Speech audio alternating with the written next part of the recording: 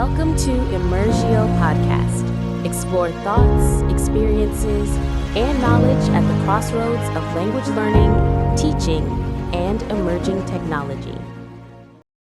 Get super excited to learn a new language. You download the app, you buy the book, and then a few weeks later, poof, it just fades away. Today, we're diving into why that happens to so many of us and what the science says we can actually do to stop it from happening again. So let's start right there with the big question. Have you ever downloaded a language app just full of these grand plans for fluency, only to watch it collect digital dust on your phone? If you're nodding along, you're in very good company. It's an almost universal experience. But what's really going on under the hood? It really is a paradox, isn't it? On one hand, we can almost taste the reward. Traveling with total confidence, actually connecting with new people, unlocking a whole new culture. That dream is powerful, but then the actual journey to get there, with all its grammar charts and vocabulary lists, well, that's what usually trips us up. Okay, so what is the number one reason, the absolute dream killer? Well, a massive survey of over 6,000 learners found that for a huge 42% of people, it all boils down to one single thing: motivation, or more accurately, a lack of it. It's not a character flaw, it's just the engine running out of gas. And this isn't just some vague feeling, It's a real, scientifically backed problem. Research is clear on this. Without a deep personal reason to learn, what experts call intrinsic motivation, your efforts are basically built on a foundation of sand. If your why isn't strong, the daily grind of how you're going to study just crumbles. Okay, so it's not just about motivation, though. There's also this thing that so many of us hit, and researchers even have a name for it. They call it the difficulty wall. The specific, concrete hurdles that make this whole process feel so hard.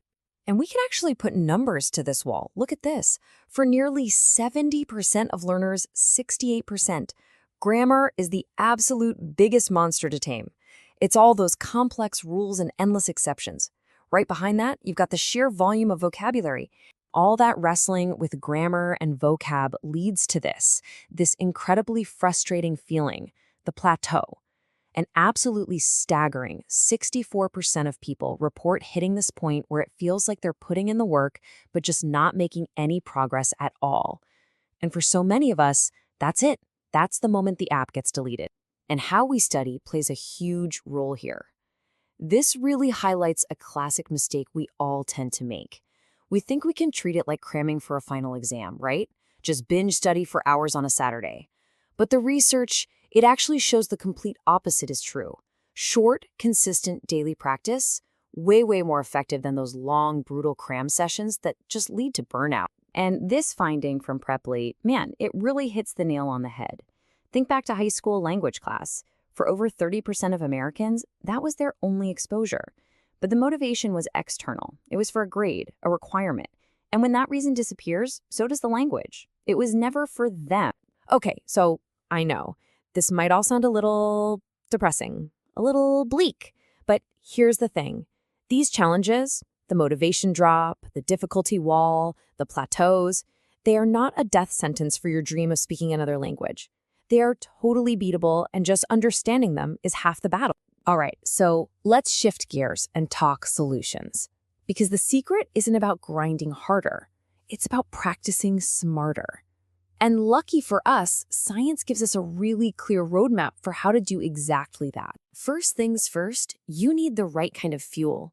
And the most powerful fuel, according to the research, is something called integrative motivation. Now, that's just a fancy way of saying you're not just learning words and rules.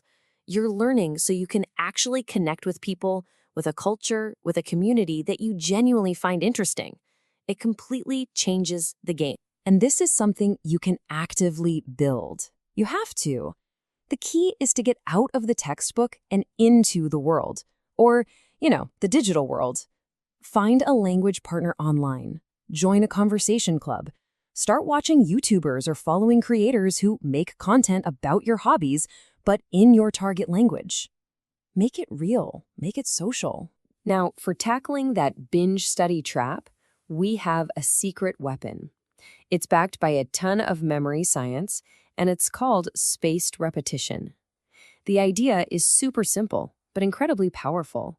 Instead of cramming a word 100 times in one day, it's far more effective to study it just a few times, but over many days. You review it right as your brain is about to forget it. That's how you build long-term memory. Okay, so let's pull all these threads together. Let's build a real practical plan you can use, starting like right now to get over those hurdles we talked about. All right, for grammar, that big monster, stop trying to memorize every single exception. It's a losing battle. Instead, just focus on understanding the core patterns. Get the feel of the language. And for vocabulary, looking at lists is passive. You need to be active. Use flashcards, use apps, anything that forces your brain to pull the word out of your memory. That's called active recall, and it works. Pronunciation can feel tricky, right? But you can attack it systematically. First, identify the unique sounds of the language. Then, and this is crucial, record your own voice. I know, it can be cringy, but do it. Compare how you sound to a native speaker. And finally, use apps that are all about listening and repeating. Train your ears and your mouth will follow. And what about when you hit that wall, that plateau? Because you will. It's inevitable. The instinct is to grind harder, but the smarter move is to pivot. Shake things up. Try a totally new app. Watch a different kind of show. Sometimes the best thing you can do is just take a break for a few days. Seriously. And most importantly, change how you think about mistakes. They're not failures. They're just data, showing you where to focus next. And finally, think of your learning like a balanced diet. You can't just do one thing. To build real fluency, you have to work all 4 of the core skills. So yeah, read a book you actually want to read. Try writing just a sentence or 2 in a journal each day. Find someone to talk to, even if it's just for 5 minutes. And put on some music or a podcast while you're doing the dishes. A little bit of everything. So, what's the big takeaway from all this? It's this. There is no magic pill. There's no single app that's going to do it all for you. Success comes from a simple but powerful combination. Consistent, small, daily habits mixed with strategies that actually make the language a meaningful, enjoyable part of your life. And in the end, it really helps to remember this. Language learning is a marathon, not a sprint. It's all about playing the long game. There will be tough stretches, and there will be moments of pure joy.